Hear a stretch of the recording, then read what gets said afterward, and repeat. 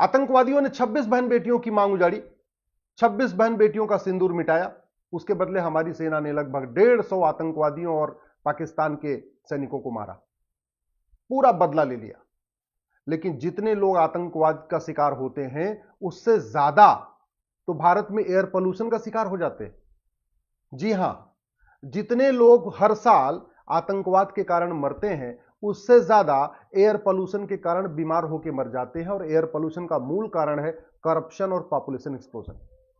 जितने लोग आतंकवाद का शिकार होते हैं हर साल उससे ज्यादा गंदा पानी पी के, वाटर पोल्यूशन के कारण बीमार होकर हर साल मर जाते हैं। आप हॉस्पिटल में जाके पूछ लीजिए कितने लोग एयर पोल्यूशन के कारण मरते हैं, कितने लोग वाटर पोल्यूशन के कारण मरते हैं। नहीं तो एक बार गूगल करके देखिए कि एयर पोल्यूशन के कारण कौन कौन सी बीमारी होती है, वाटर पोल्यूशन के कारण कौन कौन सी बीमारी होती है। फिर आपको पता चलेगा कैंसर जैसी घातक बीमारियां भी एयर पोल्यूशन, वाटर पोल्यूशन के कारण होती है और लोग मर रहे हैं। जितने लोगों को आतंकवादी मारते हैं उससे ज्यादा तो लोग लैंड पोल्यूशन के कारण मर जाते हैं। जी हां, जो ये जमीन हमारी पोल्यूटेड हो गई है, बर्बाद हो गई है खाद डाल डाल के, उसमें से जो सब्जी पैदा हो रही है, उसमें से जो गेहूं पैदा हो रहा है, उसको खा के लोग कैंसर से मर जा रहे हैं। जितने लोग आतंकवाद के कारण मरते हैं उससे ज्यादा लोग नॉइज पोल्यूशन के कारण बहरे होकर मर जाते हैं, मानसिक बीमारियों से खत्म हो जाते हैं। जितने लोग आतंकवाद के कारण मरते हैं उससे कई गुना ज्यादा लोग रोड एक्सीडेंट में मारे जाते हैं। और रोड एक्सीडेंट का मूल कारण करप्शन और पॉपुलेशन एक्सप्लोजन, भ्रष्टाचार के कारण सड़क बार बार टूटती है और जनसंख्या विस्फोट के कारण सड़क पे बहुत ज्यादा भीड़ होती है। जितने लोग आतंकवाद के शिकार होते हैं उससे कई गुना ज्यादा लोग जमीन विवाद में आपस में ही लड़के मर जाते हैं। भाई भाई को मार देता है, पिता बेटे को मार देता है, चचेरे भाई को मार देते हैं, पड़ोसी पड़ोसी को मार देते हैं। तो आतंकवादियों से ज्यादा हत्या भारत में जमीन विवाद के कारण होती है और जमीन विवाद का मूल कारण है करप्शन, पॉपुलेशन एक्सप्लोजन और घटिया कानून। जितने लोग आतंकवाद का शिकार होते हैं उससे ज्यादा फर्जी SC ST केस में आत्महत्या कर लेते हैं, फर्जी दहेज के केस में आत्महत्या कर लेते हैं, फर्जी छेड़छाड़ और बलात्कार के केस में आत्महत्या कर लेते हैं। जितने लोगों को आतंकवादी मारते हैं उससे ज्यादा नशे में डूब के मर जाते हैं, नशे के कारण बीमार होकर मर जाते हैं। जितने लोग आतंकवाद के शिकार होते हैं उससे ज्यादा लोगों की भारत में अपहरण करके उनकी हत्या कर दी जाती है। जितने लोग आतंकवाद का शिकार होते हैं उससे ज्यादा थाने के भ्रष्टाचार के कारण मर जाते हैं, उससे ज्यादा तहसील के भ्रष्टाचार के कारण आत्महत्या कर लेते हैं, उससे ज्यादा डिस्ट्रिक्ट कोर्ट में जो भ्रष्टाचार चल रहा है, जो जज पैसा ले रहे हैं, जो पेशकार पैसा ले रहे हैं, जो तहसीलदार पैसा ले रहा है, उससे परेशान होकर आत्महत्या कर लेते हैं। जितने लोग आतंकवाद के शिकार होते हैं उससे ज्यादा लेखपाल के भ्रष्टाचार, पटवारी के भ्रष्टाचार, कानूनगो के भ्रष्टाचार के कारण आत्महत्या, मानसिक तनाव में आके आत्महत्या कर लेते हैं। जितने लोग आतंकवाद के शिकार होते हैं उससे ज्यादा लोग नकली दवा खा के मर जाते हैं। जितने लोग आतंकवाद के शिकार होते हैं उससे ज्यादा लोग नकली शराब पी के मर जाते हैं।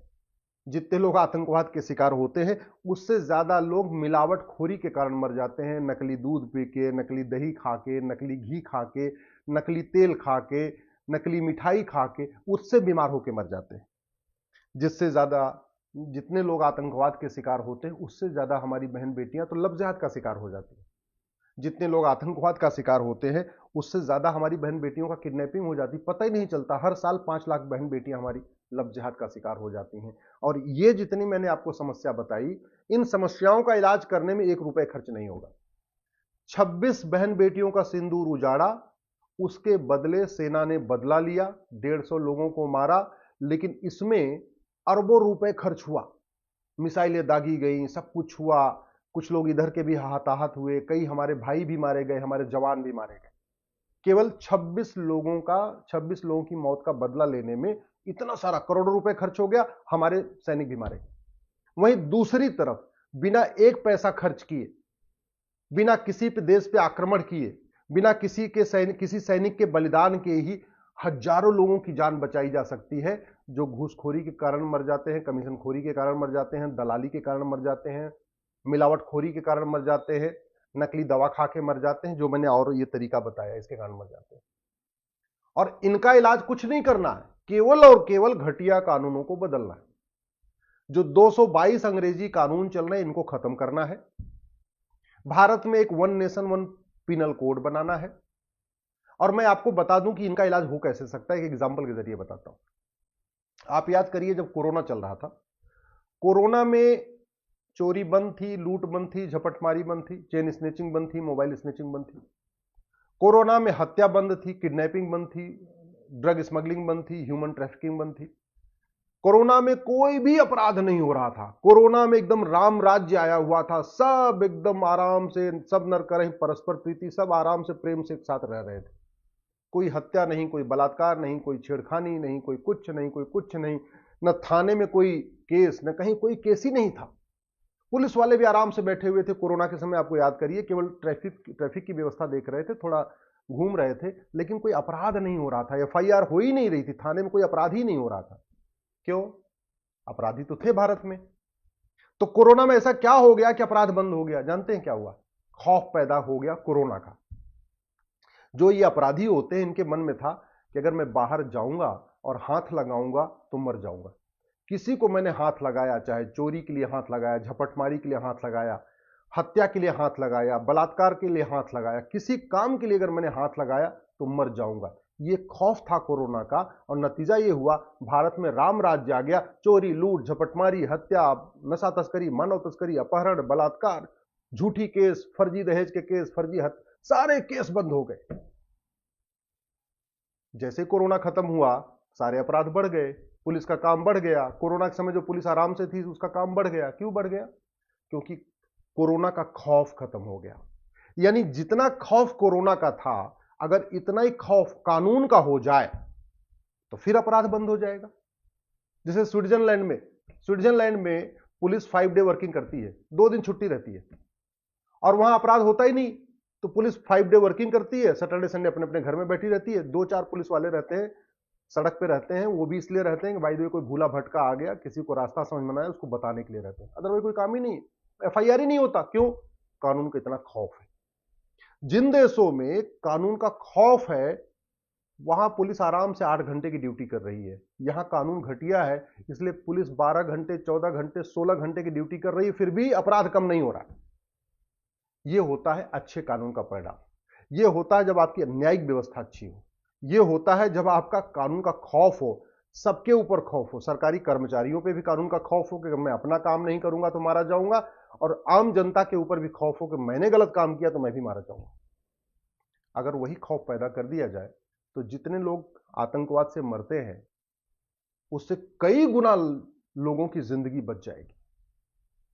दुर्भाग्य देखिए, पाकिस्तान पे हमला होना चाहिए, पीओके खाली कराना चाहिए, या 26 लोगों का बदला लेना चाहिए, इसके लिए पूरा देश उतावला है। अरे 26 छोड़ो, यहां लाखों लोग हर साल मर जा रहे हैं, झूठे केस में आत्महत्या कर रहे हैं, रेप मर्डर हो रहा है, कैसे कैसे चेन स्नेचिंग में कई बार ऐसा होता है कि पता चला चेन स्नेचिंग किया, स्कूटी से बहन बेटी गिर जाती है, पीछे से गाड़ी आके चढ़ा देती है, उसकी चिंता नहीं है।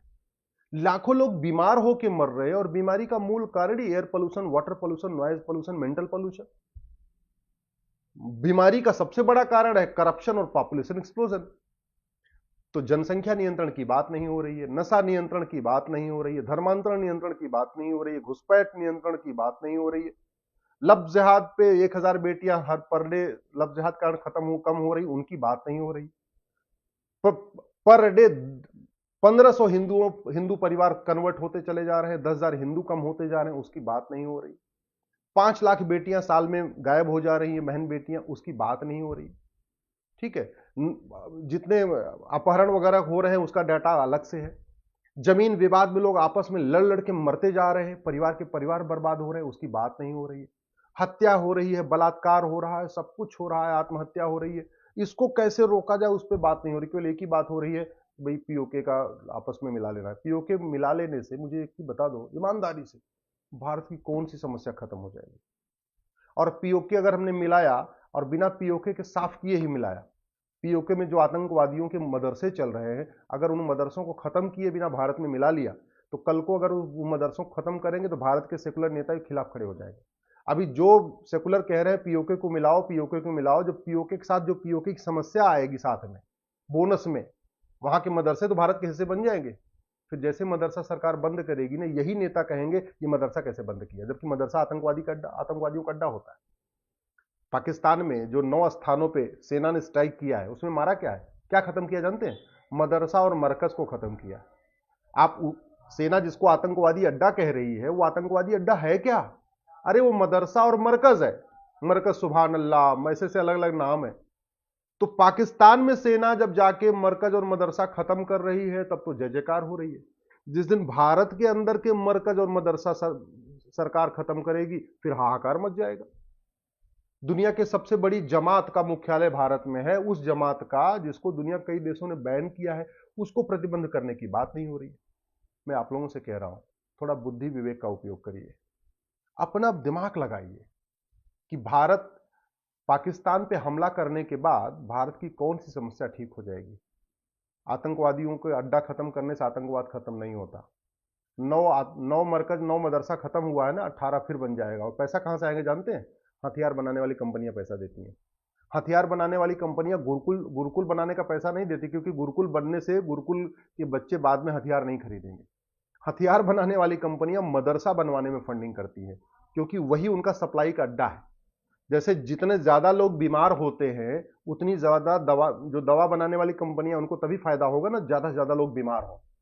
वैसे हथियार बनाने वाली कंपनियों को तभी फायदा होगा जब ज्यादा से ज्यादा लोग मानसिक रूप से बीमार हो, ज्यादा से ज्यादा लोग जिहादी बने, ज्यादा से ज्यादा रेडिकलाइज हो। तो गुरुकुल वाले तो रेडिकलाइज होंगे नहीं। रेडिकलाइज कौन होते हैं? मदरसा वाले। इसलिए हथियार बनाने वाली कंपनियां चाहती हैं पूरी दुनिया में मदरसा बने, ज्यादा से ज्यादा मदरसा बने, ज्यादा से ज्यादा रेडिकलाइजेशन हो, क्योंकि जितना ज्यादा रेडिकलाइजेशन होगा उतना हथियार खरीदा जाएगा, जितना ज्यादा युद्ध होगा उतना हथियार खरीदा जाएगा। तो हथियार बनाने वाली कंपनियां इनको फंडिंग करती जा रही, बनवाते जा रहे, मदरसे बनवाते जा रहे, मरकज बनवाते चले जा रहे। इसलिए आप समस्या के मूल कारण को समझिए, अपने सांसद विधायक से मिलिए और उनसे कहिए कि जितने लोग आतंकवाद के शिकार होते हैं, उससे कई गुना ज्यादा घटिया कानून के कारण भारत में मर रहे हैं। तो कम से कम कानून बदलें। कानून बदलने की कोई लागत नहीं होती है, कानून फ्री में बदला जा सकता है। हमारे जैसे लोग, बहुत सारे लोग बैठे हैं जो कानून का अच्छा ड्राफ्ट बना के देने के लिए तैयार हैं, फ्री में देने के लिए तैयार हैं। तो कानून बदलवाएं, बाकी सेना को जो काम करना सेना करती रहेगी।